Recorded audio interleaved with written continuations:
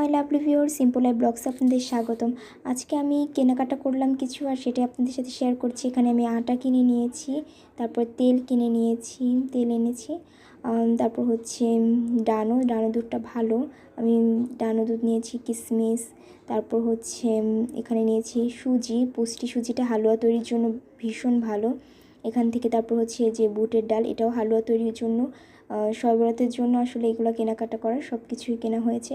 আর ডালটা হচ্ছে আমি আগেই ভিজিয়ে রাখলাম, যেহেতু একটু ভিজিয়ে রাখলে হালুয়াটা খুব ইজিলি হয়ে যাবে, আর না হলে একটু কষ্ট হবে। তারপর হচ্ছে এখানে আমি মুরগির মাংস রান্না করা হয়েছে। মাংসটা সত্যি অনেক স্পাইসি ছিল আর খুবই মজাদার ছিল। এটা হচ্ছে যে রুটি দিয়ে খাওয়ার জন্য, সাথে হালুয়া, মুরগির মাংস এগুলাই থাকছে।